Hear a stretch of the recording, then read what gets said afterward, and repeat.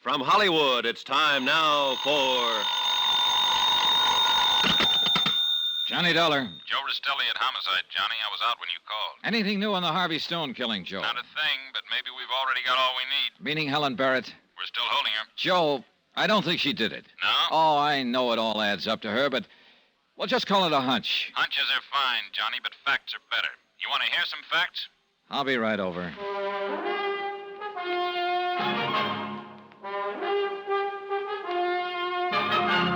Tonight, and every weekday night, Bob Bailey in the transcribed adventures of the man with the action-packed expense account, America's fabulous freelance insurance investigator. Yours truly, Johnny Dollar.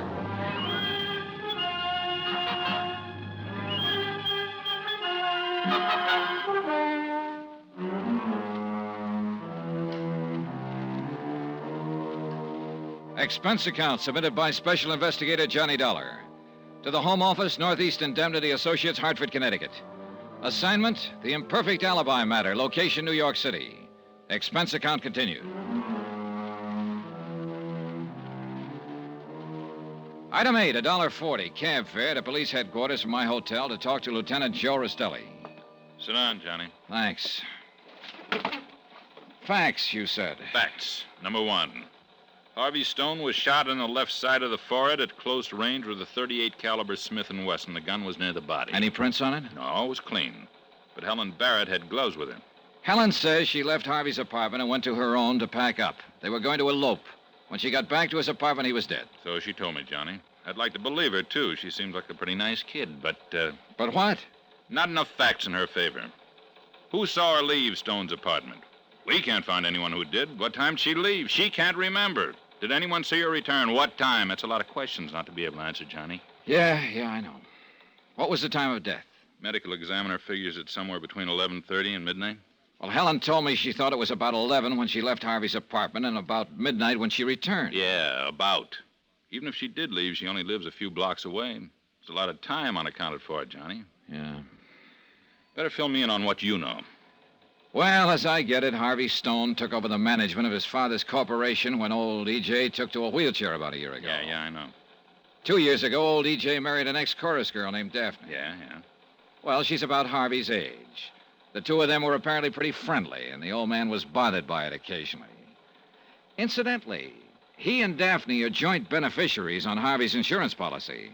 $150,000 worth. Sounds like you're trying to tie the old man into the killing. Be quite a stretch, Johnny, from his wheelchair up in Westchester County to Harvey's apartment on East 57. I know, but right now I'm more interested in Daphne. Oh? I told you last night I thought Dutch Krieger was mixed up in this. I went to his office afterward and spotted a picture of Daphne Stone on his wall. Inscription, All My Love. Signed, Daphne. You think Daphne got Dutch to do her and himself a favor, huh? That's a possibility, isn't it? Sure, it's a possibility. Trouble is, there are all kinds of possibilities. Right now, I got to stick with a probability. Helen Barrett. Uh-huh.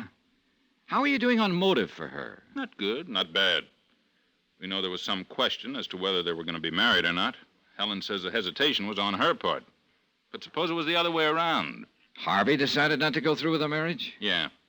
Getting cut out of the Stone money would hurt some girls plenty. Maybe this was her way of getting even with him for breach of promise. You know, Joe, for a guy who loves facts, seems to me you're edging over into hunches, too. Well, I admit it isn't a closed case by a long shot. So let's get back to facts. Harvey was shot in the forehead with a .38 Smith & Wesson sometime between 11:30 and... Excuse me. Restelli speaking. Who? What about? Oh, well, send him in. Somebody wants to see me about the killing. Oh? You Lieutenant Restelli? That's right. You're handling the Stone killing? Trying to. I want to talk to you about it. Sit down. Thank you. What's your name? Gentry. Alvin Gentry. So what about the Stone killing? I killed Harvey Stone. What? Let's have that again. I said, I killed Stone. I want to make a statement. Why did you kill him? He was making a play for my girl. I didn't like it. Your girl? You mean Helen Barrett? Who? Helen Barrett, Harvey Stone's fiancée. No, I don't know her. I mean my girl, Doris, a hat check girl at Barney's. Well, go on. Well, Stone was on the make for her. Every time he came in Barney's, he'd make a play for her. I told him to lay off, and he wouldn't. He asked her to go away with him. I went to his apartment, I killed him. How'd you kill him? I shot him. Where? I told you, in his apartment. I mean, where did the bullet hit him? Oh, in the chest. What kind of gun did you use? 45 Colt. What'd you do with the gun? I threw it in the river. Okay, Gentry, get out. What? I said get out.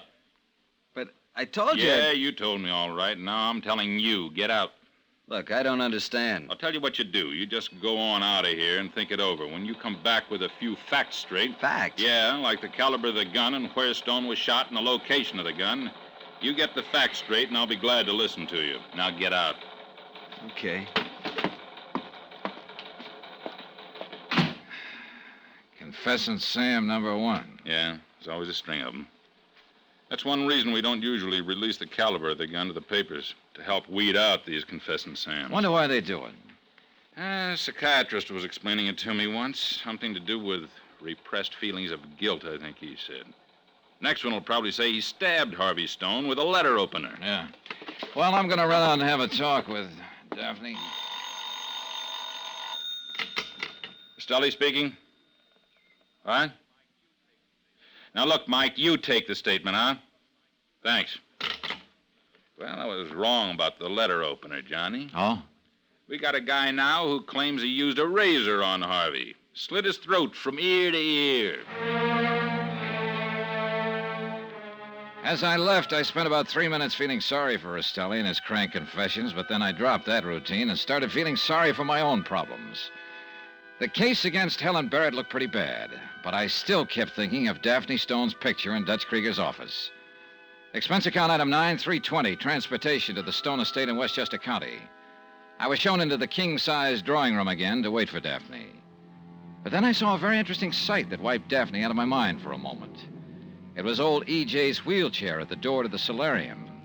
And what was unusual about it was that it was empty. I edged toward the door. Then I got a glimpse of E.J. puttering around his orchids. He spotted me, though, and hobbled quickly to his wheelchair. With an abrupt wave, he wheeled into the hall and out of sight. A couple of minutes later, in came Daphne. Hello, Johnny. Daphne? Look, you said it was important that you talk to me, but I really don't feel much like talking after what's happened. I'm sure you understand. I think so. How's E.J. taking it? My husband is reacting as I suppose any father would who'd just lost his son. He's bewildered and hurt. You didn't tell me E.J. could navigate without his wheelchair. I saw him a minute ago inspecting his orchids. The wheelchair was parked near the door. I didn't think it was important, Johnny. It's true, he can be out of his chair for short periods, but it's rather uncomfortable for him. Out of his chair for how long? Not long enough to get into New York and back, if that's what you're wondering. Thanks. You told me it was E.J. who was opposed to Harvey's plans to marry Helen Barrett, but I found out that you were the one who was fighting it. I suppose it was foolish of me to pretend otherwise. I guess I just didn't want you to get any wrong ideas. About what? About the reason I opposed it. What's the right idea? The name of Stone means something, Johnny. Dignity, tradition, breeding. I doubt if someone like Helen Barrett, an entertainer, nice as she is, could keep that tradition alive. Are you kidding? I'm completely serious. Something like this happened once before with Harvey's secretary, Martha Winters. And you stopped it just like you were trying to stop him from marrying Helen. I don't like the way you put that. I merely persuaded him to think of the family name. You know, you kill me, Daphne. What do you mean by that? This dose of blue blood you've picked up. Aren't you a Daphne come lately yourself? How dare you? Save it. E.J. told me he lifted you out of a chorus line when he married you. Now, how about it? Yes, it's true. So where do you get off with this? I don't suppose you'd ever understand this, Johnny. But there are chorus girls and chorus girls.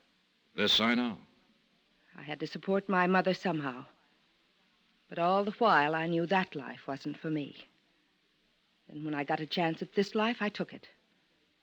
And since I married Edward, I've lived the way anyone with the name of Stone should live. I've put my past behind me. Even Dutch Krieger? Dutch. Yeah. Yeah, I saw your picture on his office wall.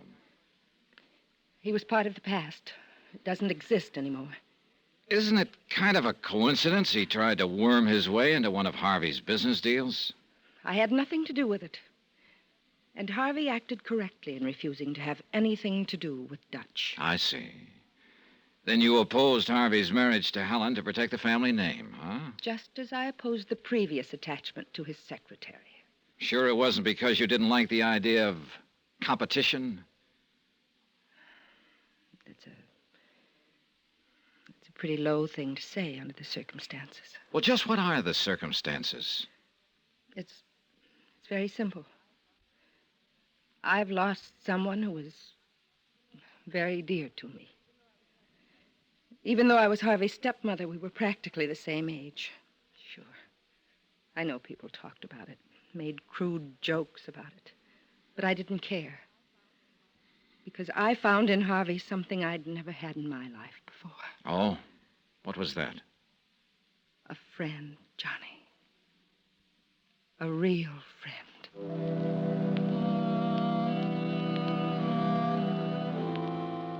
I went back into the city.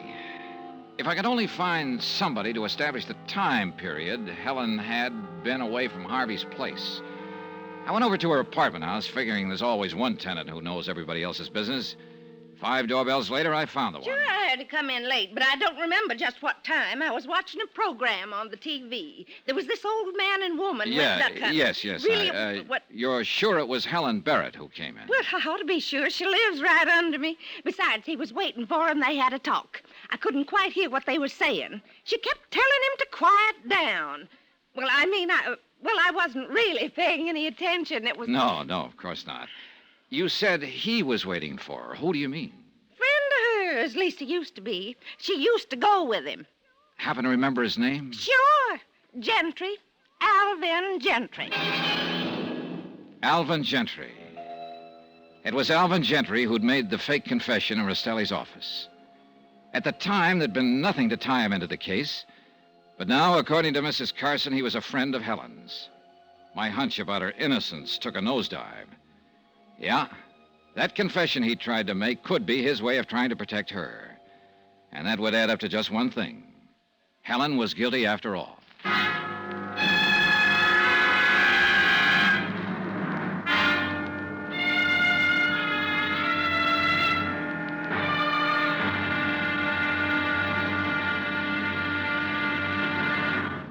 Now, here's our star to tell you about tomorrow's episode of this week's story. Tomorrow, up pops an eyewitness and drives the final nail into the wrong coffin. Join us, won't you? Yours truly, Johnny Dollar.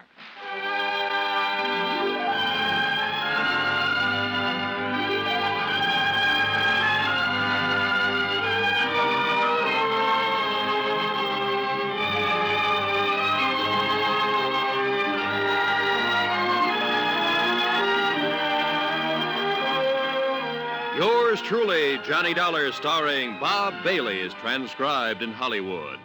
Written by Robert Reif, it is produced and directed by Jack John Stone. Be sure to join us tomorrow night, same time and station, for the next exciting episode of Yours truly, Johnny Dollar. Roy Rowan speaking.